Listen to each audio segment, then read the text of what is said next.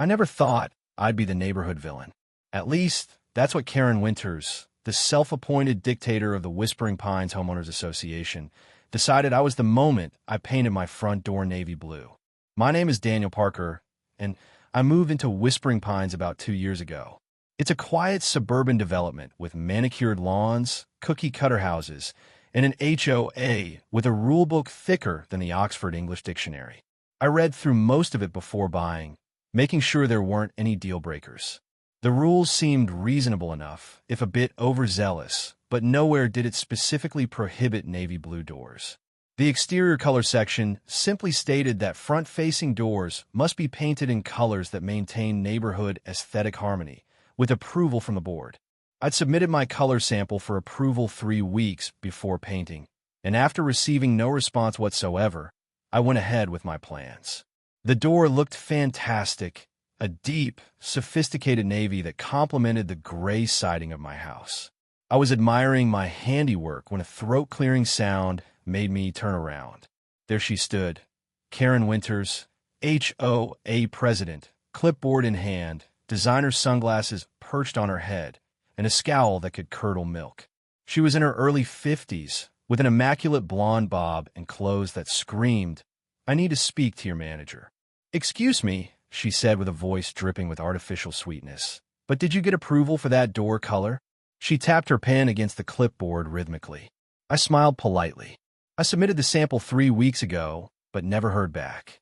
According to Section 8.3 of the bylaws, requests are automatically approved if no response is provided within 14 days. Her eye twitched slightly. I could tell she hadn't expected me to actually know the rules. "That shade of blue is not on our approved color palette," she replied, her voice losing its sugary coating. "You'll need to repaint it immediately. Could you show me where navy blue is prohibited?" I asked calmly. She flipped through her clipboard aggressively. "I don't have the full palette with me, but I know it's not approved. You have 1 week to change it to an acceptable color." I stood my ground. "I'd be happy to discuss this at the next board meeting, but until I see documentation that my door violates a specific rule, I'm not repainting." Karen's face flushed red. "This is exactly the kind of attitude that ruins neighborhoods," she hissed before spinning on her heel and marching away, already pulling out her phone. Little did I know, this was just the opening salvo in what would become a suburban Cold War. The next morning, I found a formal violation notice taped to my door, citing unapproved aesthetic modifications and threatening a $50 daily fine until the situation was remedied. I carefully removed it, took a photo from my records, and placed it in a growing folder I'd labeled Karen. I'm an architectural engineer by profession, so documentation and attention to detail are second nature to me. I sent a polite email to the HOA board requesting the specific bylaw that prohibited navy blue doors, along with proof that my submission had been formally rejected within the required time frame. I copied all board members, not just Karen. 3 days later, I received a response, not from Karen, but from Doug Peterson, the HOA treasurer, apologizing for the miscommunication and confirming that while there was a preferred color palette, my navy blue door did not technically violate any bylaw.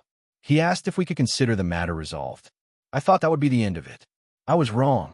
Karen began to scrutinize every aspect of my property with the intensity of a forensic investigator.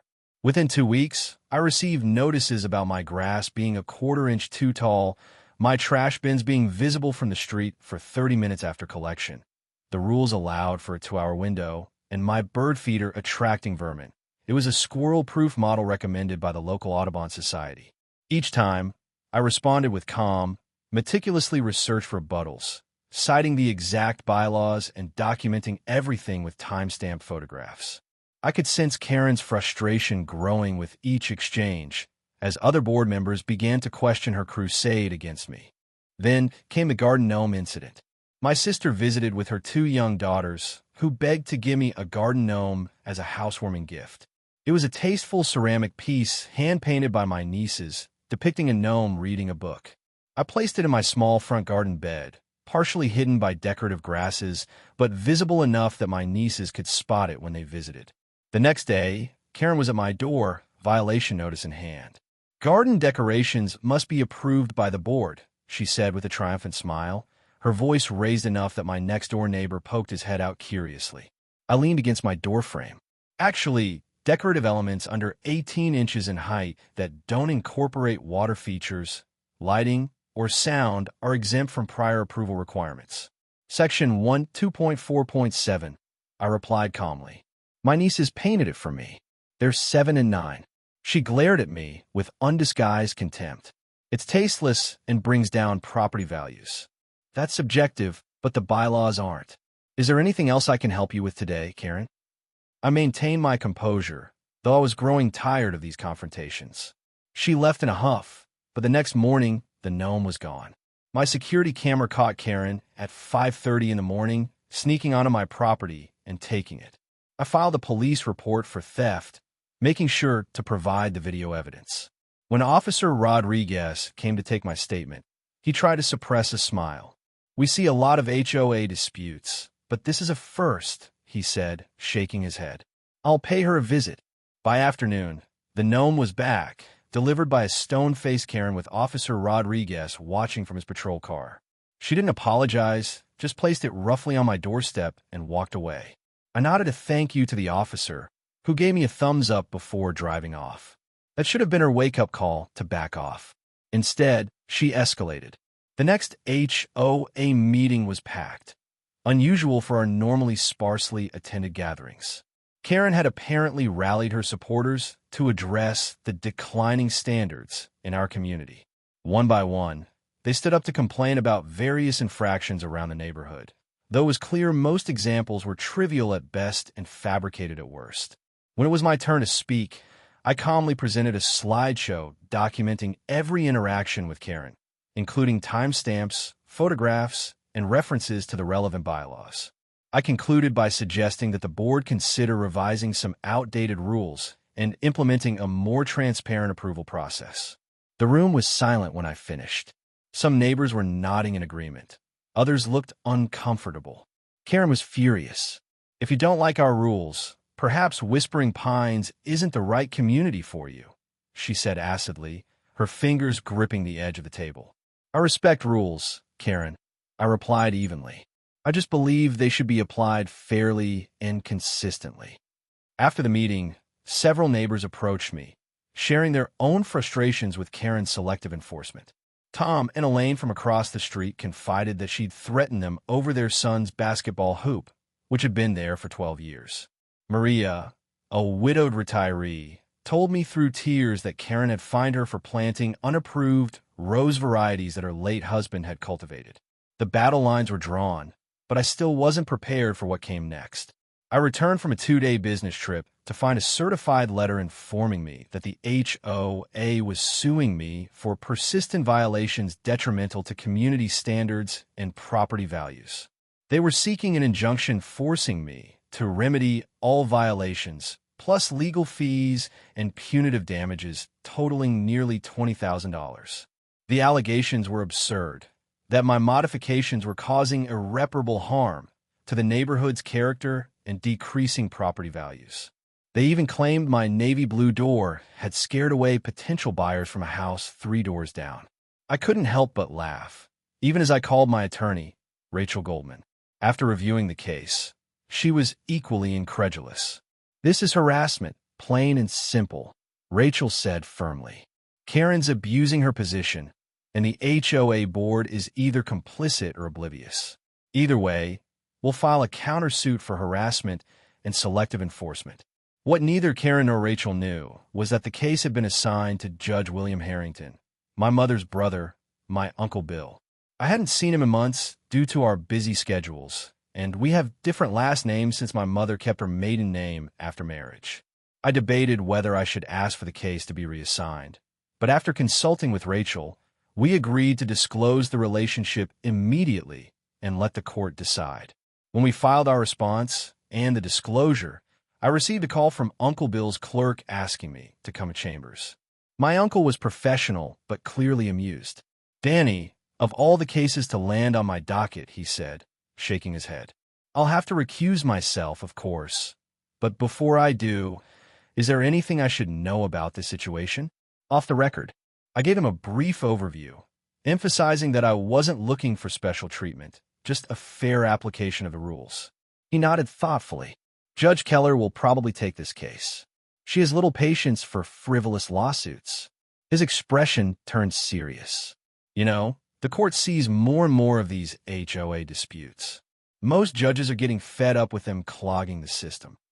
The case was indeed reassigned to Judge Margaret Keller, a no-nonsense jurist with 20 years on the bench.